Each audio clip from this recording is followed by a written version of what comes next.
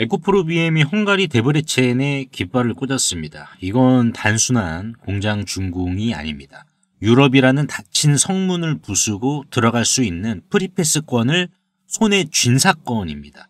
오늘 영상에서는 헝가리 공장이 어떠한 상징성을 지니는지, 그리고 과연 주가에 어느 정도의 파급력을 끼칠 것인지에 대해서 살펴보도록 하겠습니다.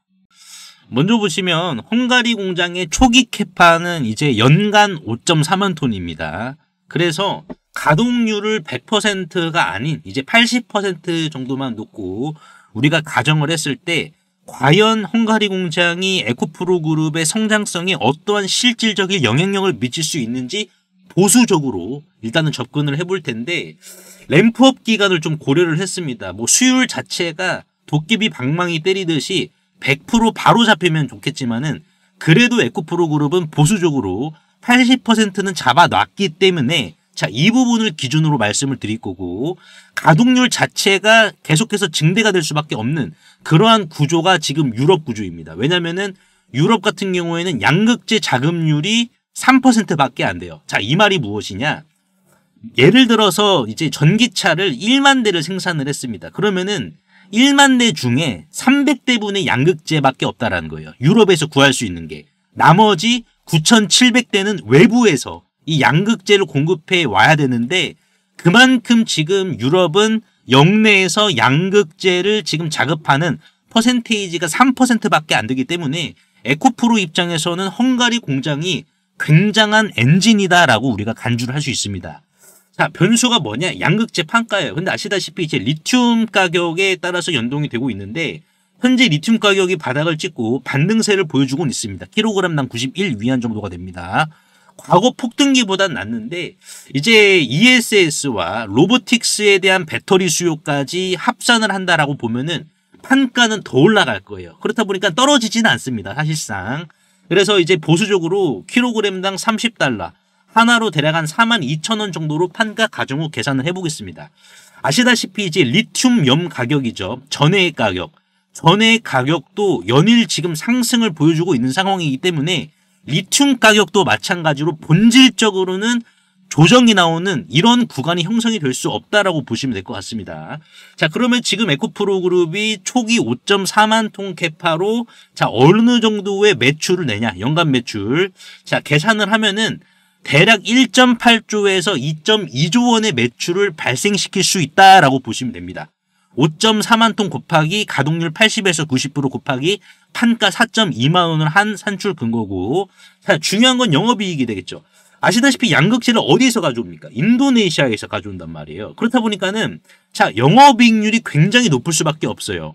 그렇기 때문에 영업이익이 대략 1,400억에서 1,700억으로 전망이 됐는데, 이거는 보수적으로 계산한 수치다라고 보시면 돼요. 왜? 최소 영업이익률을 7에서 8%만 적용을 시킨 결과입니다. 왜냐면은 지금 유럽이라는, 헝가리라는 이 지형 자체가 일단 법인세가 낮습니다. 국내보다 인건비가 좀 더 낮으면서 법인세도 좀 더 낮아요. 그리고 이제 헝가리 공장 내에서 수직 계열화라는 이러한 효과까지 존재하기 때문에 사실상 보수적으로 잡힌 게 이 정도라면은 헝가리 공장에서의 본질적인 영업이익률은 10%를 넘긴다라고 보시면 됩니다. 영업이익률이 이제 최소 이 정도다. 최소 이 정도다라고 보시면 될 것 같고, 법인세는 9%예요. 굉장히 낮습니다. 유럽에서 최저입니다. 그리고 이제 아시다시피 헝가리 근처에는 공장이 또 많아요. 완성차들도 있고 이제 CATL도 있고, 그러다 보니까는 고객 언제든지 적과의 동침을 할 수가 있는 이러한 조건이에요. 그렇다 보니까는 바로 옆에 있으니까는 고객사가 확정이 되면은 물류비가 절감이 됩니다. 그리고 이제 내부의 폐배터리 리사이클 생태계가 에코프로 헝가리 공장에 다 지금 내재가 되어 있는 상황이에요. 그렇다 보니까는 이 공장이 굉장히 지금 알짜배기 공장이다라는 겁니다. 그래서 헝가리 공장 하나가 풀가동이 되면은 혼자서 매출을 대략 한 2조 원 정도를 기록한다라고 보시면 될 것 같고, 에코프로 BM의 전체 매출을 단순 2배나 더블업을 시킬 수 있는 핵심 엔진 공장이다라고 보시면 될 것 같습니다. 그러면은 누가 에코프로 BM의 양극재 물량을 사주냐? 결국 이게 중요해요. 그러니까 뻔한 삼성 SDI라든지 SK온 말고 진짜 돈이 되는 놈이 있냐, 헝가리에. 그래서 지금 삼성 SDI나 SKO는 자, 우리가 그냥 기본 매출처기 때문에 집토끼란 말이에요. 이거는 이제 기본으로 깔고 가는 물량입니다. 자, 그러면 산토끼, 확장되는 물량을 좀 우리가 봐야겠죠. BMW라든지 벤츠 공장이 바로 옆에 있습니다. 이 말인즉슨 에코프로 BM이 이제 고객사로 확보할 경우에는 물류비가 대략 한 제로에 지금 수렴한다라고 보시면 될 것 같은데, 히든 카드가 바로 CATL입니다. 이게 중요해요. 무슨 소리냐? CATL이랑 에코프로 BM은 적대 관계 아니냐, 적대적 아니냐라고 우리가 생각할 수 있을 때 맞습니다. 맞는데 이게 유럽에서는 약간 좀 이야기가 달라져요. 왜냐면은 지금 CATL도 헝가리에 대규모 공장을 짓거든요. 근데 이제 EU의 핵심 원자재법 아실 겁니다. CRMA. 이것 때문에 이 CATL도 공교롭게도 중국산 소재를 못 쓰는 상황이 나와요. 유럽에서. 지금 CATL이 헝가리에다가 어느 정도의 캐파를 짓고 있습니까? 100기가와트예요. 100기가와트인데 지금 이제 짓고 있으니까는 어떻게 해야 되겠습니까? 이거 지금 공장 이거 철수 못 하거든요. 백지화를 못 시킵니다. 그러면은 이거 지금 철수 안 시키고 지금 현재도 공장을 건설 중인 상황인데, 자, 건설 중이다라는 것은 뭐예요? 이거를 추종을 한다라는 반증이거든요. 자, 이거를 추종을 한다라는 것은 뭡니까? 지금 헝가리의 대략 양극재 자급률 3%밖에 안 되니까는 이것만 놓고 본다라고 하면은 CATL의 양극재 대안도 결국에는 에코프로 BM이라는 겁니다. 왜? 유럽 현지에서 양극재를 조달을 해야 되는 게 EU의 핵심 원자재법이기 때문이죠. 마침 딱 옆집에 대한민국 에코프로 BM이 있으니까는 적과의 동침이 시작될 가능성이 매우 높습니다. 그리고 지금 CATL의 이제 BM이죠. 비즈니스 모델에 대한 방향도 나트륨 배터리 쪽에 대한 방향도 같이 있거든요. 그래서 이제 작년에 이동철 회장님이 CATL 나트륨 배터리 공급 계약, 이 양극재 공급 계약 뚫겠다라고 했잖아요. 그러니까는 CATL의 비즈니스 모델에 맞는 요 부분도 에코프로 BM이 갖추고 있어요. 나트륨 양극재 쪽으로. 그렇다 보니까는 단순히 하이니켈 쪽뿐만 아니라 나트륨 양극재까지 유럽에서 동시다발적으로 지금 갖추고 있는 상황이기 때문에 중국 배터리 셀에 한국 양극재가 들어가는 기이한 구조가 현실화가 됩니다. 그러면은 CATL이 물량을 못 사주더라도 조단위는 사줘야 되거든요. 양극재를. 왜? CATL도 유럽에서 점유율을 넓혀야 되기 때문에.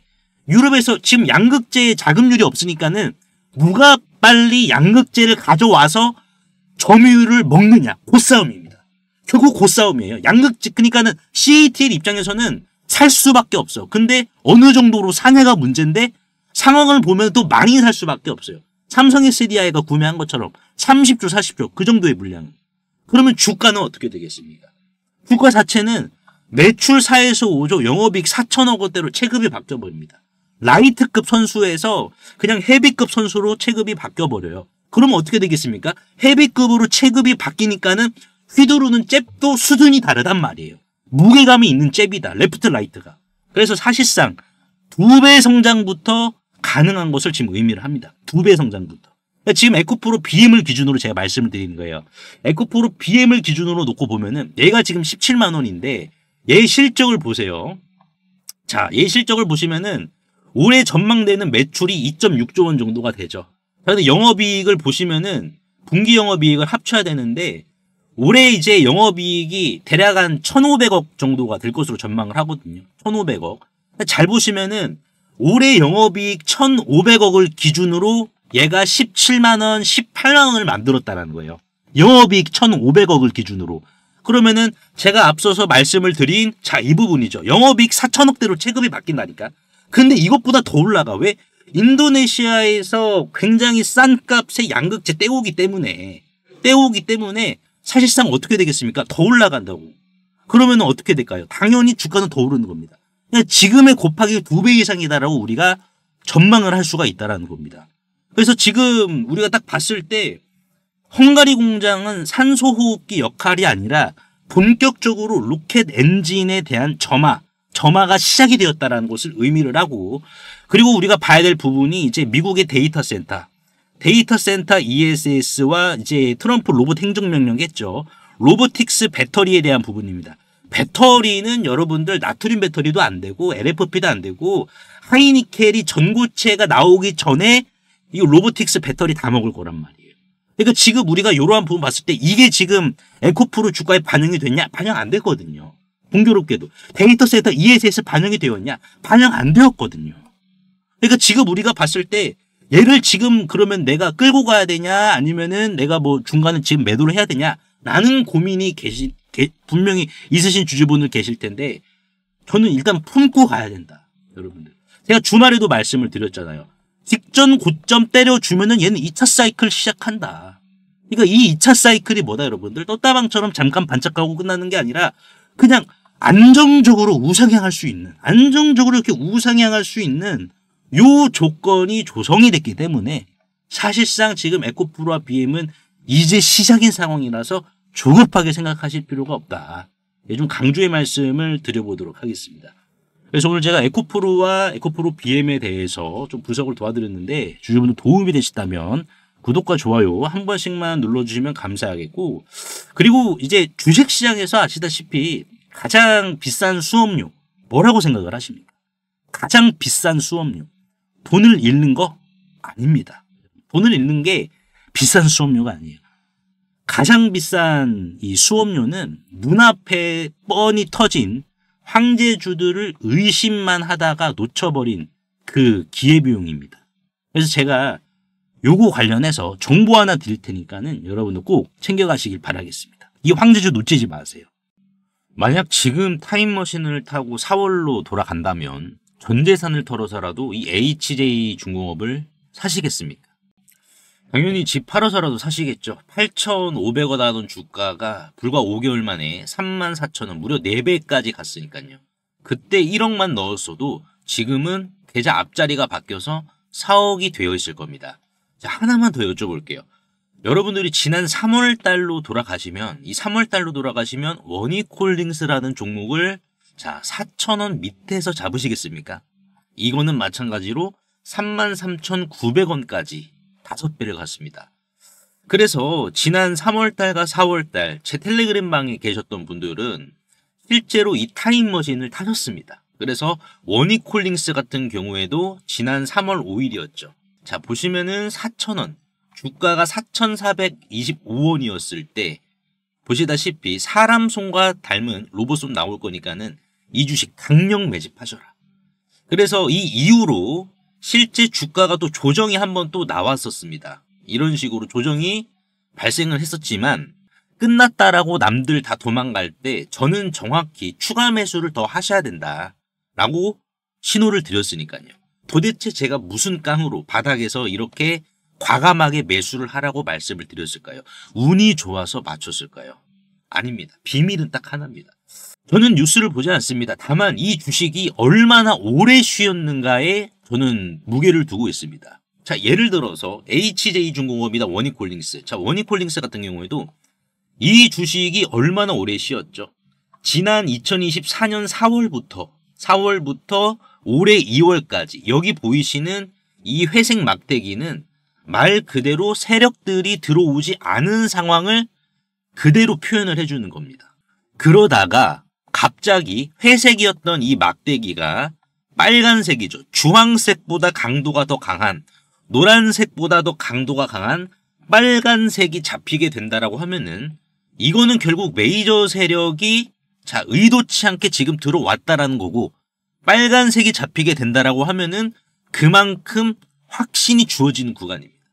그래서 이거는 세력의 발자국이란 말이에요. 그래서 원익홀딩스가 이 발자국이 지난 3월달 선명하게 찍혔기 때문에 주가는 빠지더라도 흔들리지 마셔라 라고 말씀을 드린 이유가 여기 있었고 결국 주가는 이렇게 올라갔죠. HJ중공업도 마찬가지입니다. HJ중공업도 이 주식이 오래 쉬었단 말이에요. 오래 쉬었습니다. 1년 넘게 쉬었다가 갑자기 이렇게 바닥에서 자 빨간색이죠. 메이저 세력들이 진입했다라는 신호가 찍히면은 그때부터는 어떻게 해야 된다. 그때부터는 빠질 때마다 오히려 물량을 더 거둘 수 있다라는 확신으로 진입을 해야지 결국은 어떻게 된다? 이러한 대시세가 나온다라는 겁니다. 그래서 남들 공포에 떨 때 저는 텔레그램 방에서 답안지 드리듯이 이런 식으로 이제 지난 4월 달이었죠. 지난 4월 달에도 HJ중공업 답안지 보듯이 이렇게 제가 매수 신호를 드린 겁니다. HJ중공업도 8,500원 넉넉히 본다라는 관점으로 진입하시길 바란다. 그래서 이제 이거 보시고 발자국을 그대로 따라오신 분들은 계좌 앞자리가 바뀌었습니다. 반면에 의심하고 뉴스만 보셨던 분들은 4배, 5배 이렇게 오른 차트만 보면서 속만 쓰리시죠. 그래서 주주님들 이제는 지나간 버스는 돌아오진 않아요. 하지만 중요하게 봐야 될 것은 자 다음 버스는 반드시 온단 말이에요. 올해 내가 주식농사 만족하게 못 지었다라고 하시는 분들은 괜찮아요. 다음 버스 오잖아요. 제2의 원익골딩스, 제2의 HJ중공업, 제2의 두산에너빌리티, 다음 버스 제2의 알테오젠.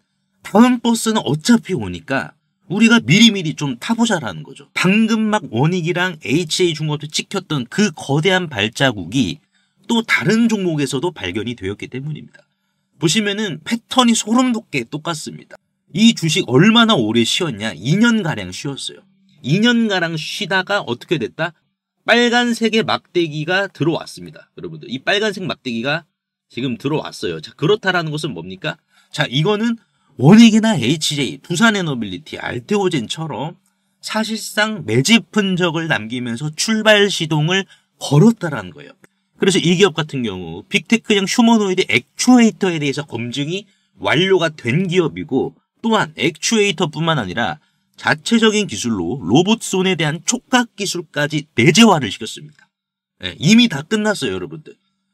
저랑 같이 이 세력의 발자국 밟고 이 주식 올라타보도록 하자고요, 여러분들. 그래서 이 주식 남들보다 미리 선점하시고 기다리는 동안 지루할 수 있기 때문에 실질적으로 이제 텔레그램 방에서는 계속해서 지속적인 선물도 드리고 있습니다.